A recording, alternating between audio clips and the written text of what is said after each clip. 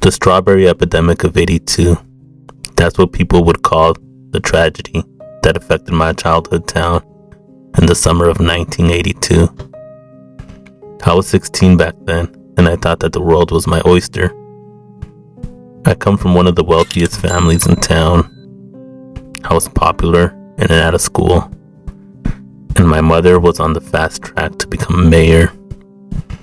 Youth and privilege can be a bad combination, but I think the worst to come of it, in my case, was being naive. I didn't think anything horrible could happen to me or my friends and loved ones. Until one day, the local church was sponsoring a charity event that summer. So I'm not sure how much it counts as a charity if you use the money to buy new pews and give the pastor a raise. They collected a massive amount of foods from various farmers in the area, and then for a $10 donation, people were welcome to eat as much as they could, and as much as they wanted. Someone had donated a lot of strawberries to the church function, crates and crates of them. We were the pedigree of the town, and it was important for us to be seen at every major event. My mother donated generously, probably under the impression that the more she gave, the more votes she could snag in the elections. Politics, got to love them. We didn't eat anything there, however, and that was probably what saved us.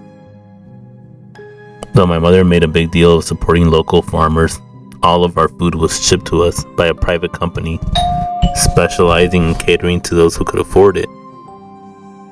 She explained to me that fresh produce grown on small farms was most likely to be of lower quality because it was plagued by disease and pests. Today, I know she probably just didn't want to eat the same food as the poor people.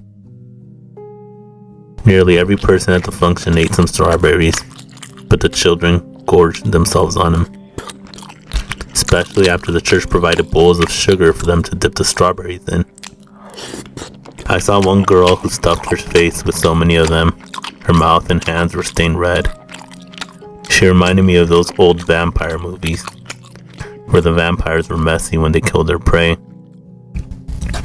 And everything was fine for about a week after the function. Then one night, little Billy Appleton was admitted to the hospital. Later in life, I found copies of the medical transcripts from that night. He was so malnourished and underweight, the doctors initially called CPS, assuming that his parents weren't feeding him.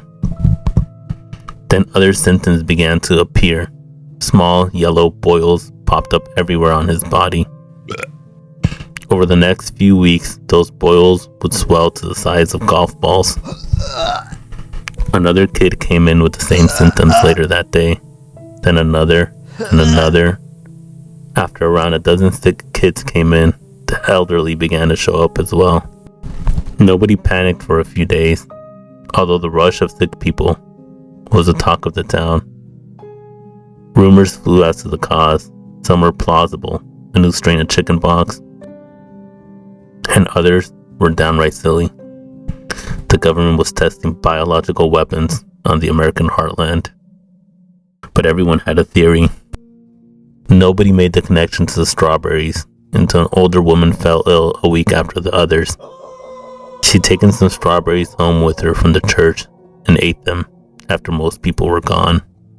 After telling the doctors about it, someone realized that all of the kids and elderly people had eaten the strawberries at the church function. They sent samples of the strawberries away to be tested. The public was never told what the results were. All I know is a few days after the samples were sent, and about 2.5 weeks after the first patient was admitted, the CDC and the National Guard rolled into our town by the truckload.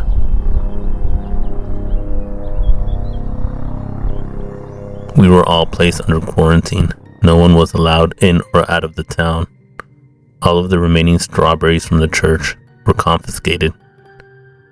Every citizen was required to submit a blood test. No one was told what was plaguing our town, and after about 2 months or so, during which 30 people died in the hospital and were cremated without the family's consent, the government left our town. The official story told in the news was that a new and deadly strain of E. coli from contaminated strawberries was responsible. Almost no one in our town believed that. But no one was interested in our version of things. No reporters came looking for interviews, and all attempts by locals to tell our stories in the newspaper or television failed. The blogs some of us had taken into writing in the years to come were swept away into the ash bin of conspiracy theorists and Bigfoot hunters. I'm over 50 years old now, and I've never told anyone my version of things until now. See, I know what caused the Strawberry Epidemic of '82, and it wasn't E. coli. It wasn't even bacteria. One day after the government left our town, I was hiking in the woods when I caught sight of something moving in the woods. I followed them to a creek in a secluded part of the woods and saw it was a girl about my age. She threw herself into the creek, which was only waist deep, and began to drink the water like someone who had just crossed the desert. I called out to her as I approached. When she raised her head to look at me, I screamed. Her face and arm were covered in the same yellow boils as the people who ate the strawberries. Only her boils were huge. They were about the size of tennis balls. The girl didn't react to me except to blink and stare. After a minute of frozen terror, I noticed the water of the creek was clouding with yellow and red fluid. The girl's blisters were bursting while she stood in the water. What I saw next I'll never forget as long as I live. Even when I lay on my dying bed, this image will inevitably pop into my head, though I will try hard to forget it. A boil on the girl's face burst, and a torrent of yellow pus and blood gushed forth. But as I watched, a white worm nearly a foot long and as big as a night crawler wriggled from her boiled and dropped into the water. I watched it drift down the creek, and others like it. When I turned back to the girl, she had a glazed look in her eyes, like she was sleeping and forgot to close her eyelids. She eventually collapsed in the water, and I watched the current carry her away. She never said a word to me. My research led me to learn her name. She was Betty Lancaster, a girl who disappeared from a neighboring county a month before the church function that claimed so many lives. Her meth head parents gave up on her quickly, and so did society. Since no one was looking for her at the time of the epidemic, she must have slipped through the quarantine by living in the woods. I don't know how she became infected. My guess is from eating strawberries someone threw out. I never told anyone about what I saw in the woods, well apart from my mother, who insisted I not tell anyone for the fear of bad publicity. There are so many unanswered questions to this day. No one knows who donated the strawberries to the function. The crates were left on the church steps early in the morning. No one knows who dropped them off, and no one knows where they came from. No one knows why the epidemic only affected the very young and the very old, or why it never happened anywhere else afterwards. I should have said something sooner. Mother's political career be damned. But I was afraid. I was young, confused, and by the time I was ready to come out what I'd seen, it was years too late. So I'm telling this story now while I still can.